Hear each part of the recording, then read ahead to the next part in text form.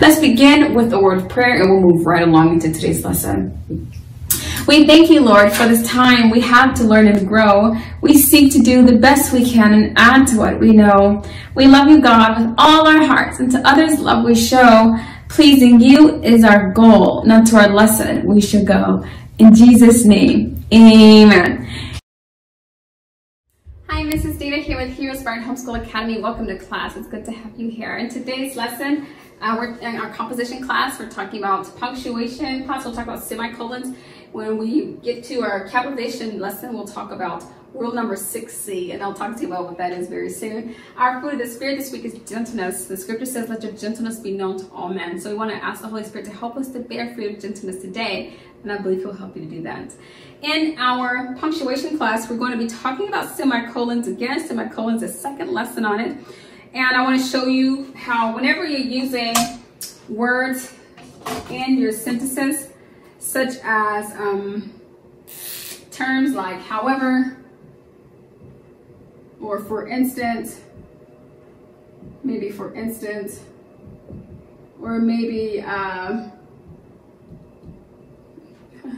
or maybe something like therefore, you want to use a semicolon. Let me give you an example. You can say something like,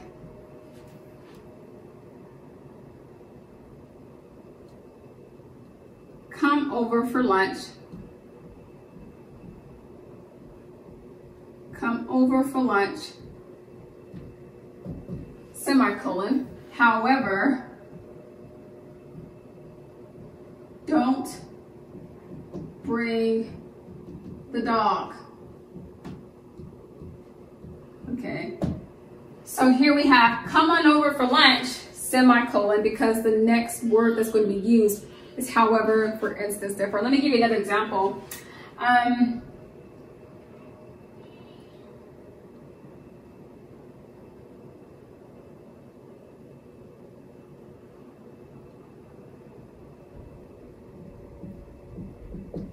I don't like chili. I don't like chilies, semicolon, therefore, I will not have that soup.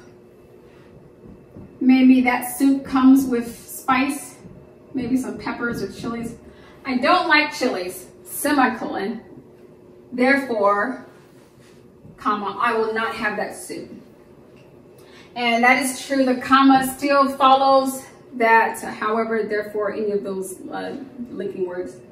I don't like chilies, therefore I will not have that soup. Come on over for lunch, however, don't bring the dog. As you can see, if you look closely, you'll see that there's a semicolon presiding just before the however, just before the therefore, as it would if I were to use any of these other words, even words like in case, or anything like that, okay? And for our capitalization class, our lesson, I want you to take this away as you're completing your composition lesson. What I want you to remember is that you always capitalize a nickname, a relative's nickname, or anyone's nickname.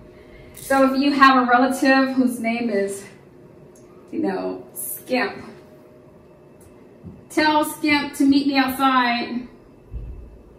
Tell Skimp. Now, let's call him Skip.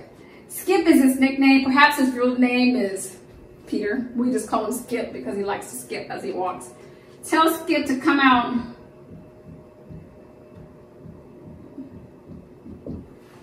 Skip would be capitalized.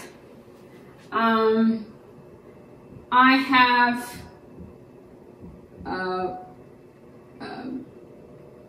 what's another nickname? Can you think of a nickname? Maybe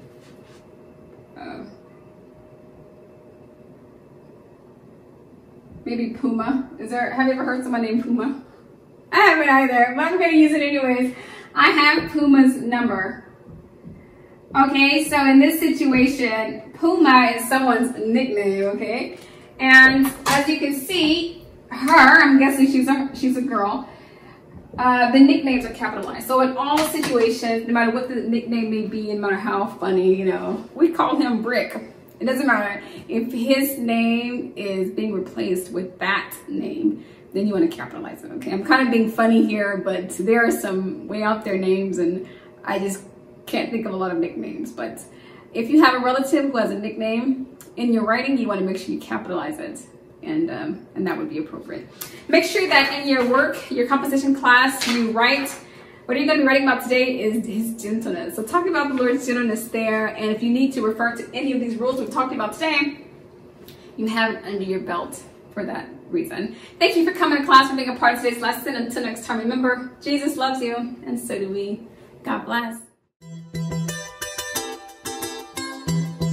I'll be your hero's buddy, and as you study with HeroesMart, I will be your friend. So don't you worry.